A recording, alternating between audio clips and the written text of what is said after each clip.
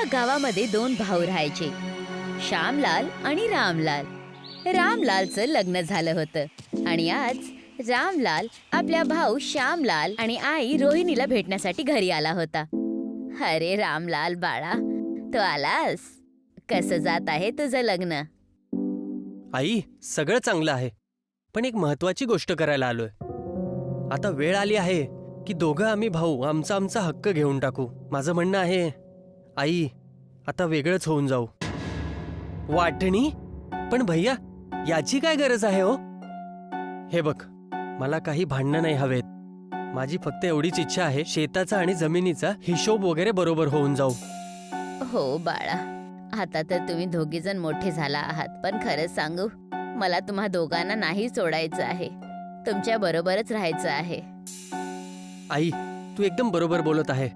याच्यासाठी अजून एक पर्याय आहे माझ्याकडे. कोणता पर्याय दादा, सांग. आपण असं करू शकतो की तू आणि आई मला सगळी जमीन देऊन टाका. मी त्याला विकून मी शहरात जाऊन एक जेवणाचा व्यापार चालू करतो आणि गावाकडून पैसे पाठवत राहील आणि 1 वर्षानंतर तुम्हा दोघांना सुद्धा आमच्या बरोबर घेऊन जातो. ठीक आहे बाळा, जर हीच तुझी इच्छा आहे तर मला चालेल. दुसऱ्या दिवस सगळेजण प्रधानजीच्या घरी जातात आणि कागदांवर हस्ताक्षर करून सगळं शेत आणि जमीन रामलालच्या नावावर करतात. ह्याच्यानंतर रामलाल आपल्या बायको बरोबर शहरसाठी निघून जातो. आई, दादाचं तर 2 महिन्यापासून काही पत्रच नाही आलंय, नाही काहीतरी बातमी सुद्धा नाही आलीये.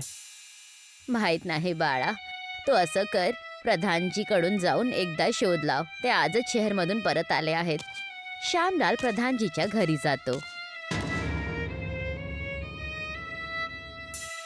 प्रधानजी, मी आणि आई खूप चिंतेमध्ये आहे. तुम्ही तर शहरामधून वापस आलात ना? मला सांगा, भैया आता कसे आहेत? श्यामलाल, तुझा भाऊ तर आता खूप चांगलं कमवतोय. अच्छा, पण जेव्हा मी त्याला भेटायला गेलो तर त्याने माझ्याशी बोलण्यापासून मना केलं. खूप वेळ विचारल्यानंतर त्याने सांगितलं की त्या गावासोबत माझा काही संबंधच नाहीये आणि आता मी आणि माझी बायको इथेच राहणार.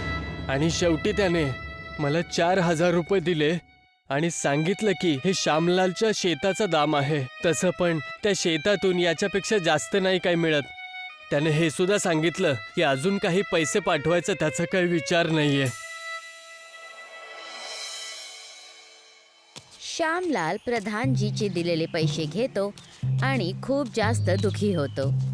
श्यामलाल दुखी मनाने चालत चालत एका झाडाकडे येऊन पोचतो आणि उदास होऊन स्वतःला बोलायला लागला. आता मी आईला कसं सांगू की दादा एवढं कडू सत्य बोललेलं आहे? ना, आईला खूप त्रास होईल.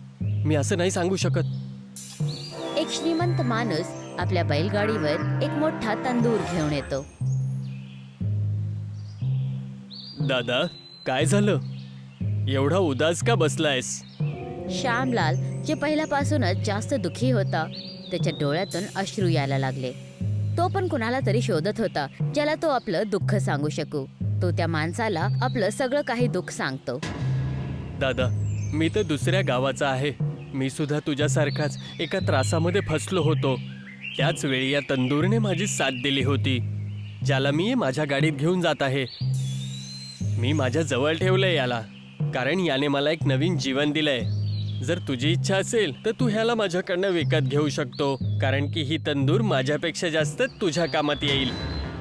पण साहेब, माझ्याकडे एवढे पैसे नाहीयेत की मी याला तुमच्याकडनं विकत घेईल.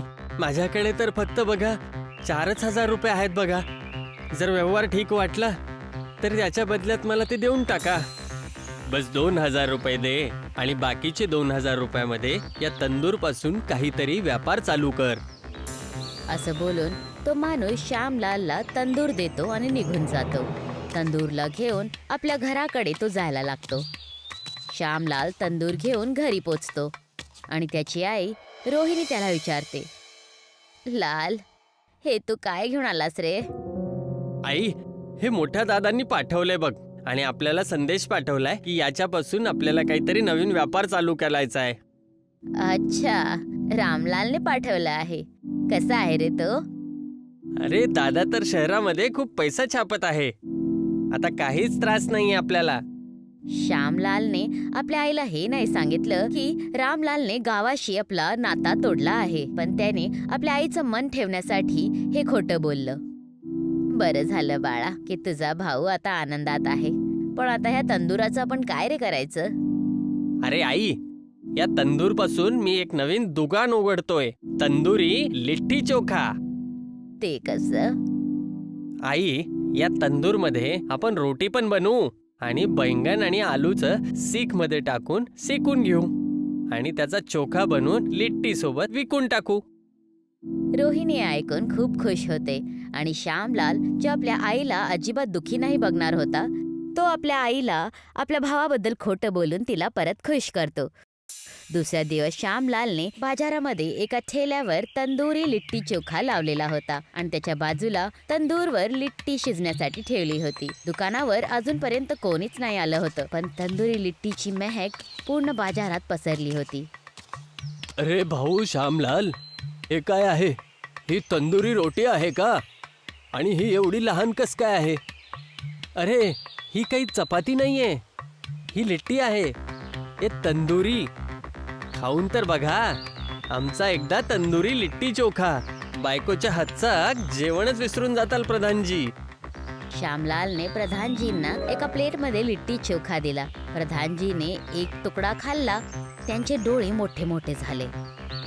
काय झालं प्रधानजी? चांगलं नाही वाटलं का? चांगलं? याच्यापेक्षा चांगलं लिट्टी चोखा तर मी आजपर्यंत नाही खाल्लाय. बाळा, वाह, काय गोष्ट आहे. एवढं चांगलं व्यंजन. आता रोज मी तर नाश्ता तर इथेच करणार. प्रधानजीच्या तोंडातून प्रशंसा ऐकून आणि लिट्टीच्या सुगंधाने आजूबाजूची लोक पण ठेल्याच्या जवळ यायला लागले. श्यामलालने सगळ्यांना लिट्टी चोखा दिला आणि बघताच बघता पूर्ण लिट्टी संपून गेली आणि लोक तिथेच उभे राहून वाट बघत होते. अरे श्यामलाल बाळा, आमच्यासाठी काही उरलेलं आहे की सगळं वाटून टाकलं? आई, माफ करा मला, पण आज तर सगळी लिट्टी संपून गेलीये. बाळा, उद्या आणखीन बनव. पूर्ण गावामध्ये तुझ्या लिट्टी बद्दलच बोलणं सुरू आहे. आम्हाला सुद्धा खायची आहे. ठीक आहे मावशी, उद्या या तर खरं. लिट्टी उद्या जरूर मिळणार. ह्यानंतर श्यामलाल घरी गेला आणि आपल्या आईला दाखवलं की आज पहिल्याच दिवशी त्याने 2000 रुपये कमवले आहेत. बाळा, हे तर तू 3 तासामध्ये चांगले पैसे कमवले आहेत.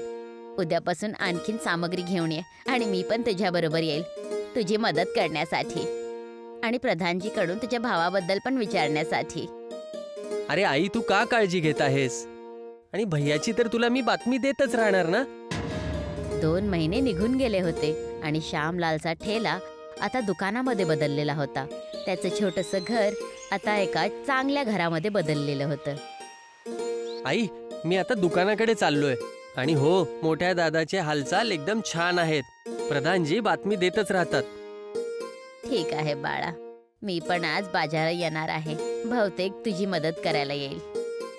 ठीक आहे आई, जेव्हा तुझं मन करेल तू येऊन जा. श्यामलाल तिथून निघून गेला. तेव्हा रामलाल त्याच्या घरी येतो. त्याचा चेहरा पडलेला होता आणि तो बोलला, आई, रामलाल बाळा, तूच आहेस ना? 1 वर्षापासून जास्त झालंय तू घरी नाही आलास आणि हे असं तोंड का पाडवलं आहेस रे तू? काही नाही आई, बस तुझी हालचाल विचारायला आलोय. तसं आई, हे आपलं घर बंगल्यामध्ये कसं बदललं गेलं? बाळा, हे सगळं तुझ्या पाठवलेल्या तंदूरचीच करामात आहे. मी तर काही तंदूर नव्हता पाठवला. आई, हे काय बोलत आहे? तूच पाठवलं होतंस ना? हो आई, मीच सांगितलं होतं श्यामलालला. आता तर खरं बोल. तू तर आपल्या भावाशी पहिलाच नाता तोडला होतास, पण तो तुझा खरा भाऊ निघाला. त्याने तुझ्या प्रत्येक कमीला लपवलं आणि आता तुझ्यामध्ये इतकी पण लाज नाही उरली की आपल्या आई समोर खरं बोलायचं ते. माफ कर आई, मी थोडं त्रासात फसलो होतो आई. मला काही दुसरा सहारा नाही भेटला, तर मग मी इथे निघून आलो. जा जा आता तू इथून. तसं पण ह्या गावाशी आमच्याशी काही वास्ता नाही राहिला. श्यामलाल आपल्या दुकानामध्ये होता. तेव्हा तिथे दामिनी मावशी आणि प्रधानजी बोलता बोलता आले. काय झालं प्रधानजी आणि मावशी? तुम्ही दोघं एवढे चिंतेत का दिसत आहेत? बाळा, मी आज सकाळी शहरातून आलो होतो. मध्ये मी एकदा तुझ्या भावाच्या दुकानावर पण जाऊन आलो. काय झालं? दादा ठीक तर आहे ना? बाळा, त्याची बायको रंभा आणि त्याच्या घरवाल्यांनी रामलालचा पूर्ण व्यापार हडपला आहे. मी पण आता ही खबर दुसऱ्या गावातून ऐकून येत आहे. अरे बापरे, हे तुम्ही काय बोलत आहात मावशी? रामलालने पूर्ण व्यापार आपल्या बायकोच्या नावावर उघडलं होतं आणि जसंच व्यापार वाढला, रंभाने तिला सोडलं आणि आपल्या कुटुंबाबरोबर मिळून सगळं काही हडपून रामलालला तिथून पळून लावलं. आणि मोठे भाऊ, ते ठीक तर आहेत ना? तुझ्या भावाने जे तुझ्यासोबत केलं त्याच्यानंतर सुद्धा तू त्याची चिंता करतोय? जे झालं ते झालं प्रधानजी. याच्यापेक्षा जास्त शिक्षा काय असेल माझ्या मोठ्या भावाशिवाय? मला नाही माहिती की तो आता कुठे आहे. श्यामलाल दुकान बंद करून घरी जातो आणि आपल्या आईला सगळं काही सांगतो. बाळा, पण मी तर रामलालला इथून जाण्यासाठी बोललो होतं. जा बाळा, त्याला घेऊन ये. श्यामलाल ताबडतोब रामलालला शोधण्यासाठी पळाला. गावच्या त्याच झाडाच्या खाली पोचला जिथे पहिला त्याला तो श्रीमंत माणूस मिळाला होता. रामलाल तिथेच डोकं पकडून बसलेला होता. दादा, चला माझ्यासोबत घरी चला. मी घरी कसं जाऊ वेड्या? कोणत्या तोंडाने वापस येऊ? आई माझ्यासोबत चिडली आहे. मी स्वतःला आरशात सुद्धा नाही बघत आहे. दादा, मी आईला तर काही सांगितलंच नाहीये, तर काय करायचं आता? पण काय ना, ते तिथं आई आहे ना, ते आपल्या मुलाचं खोटं जाणून घेते. हो रे, बरोबर बोललास तू. दादा, तू असंही खूपच दुःख सहन केलंयस. आता घरी चल.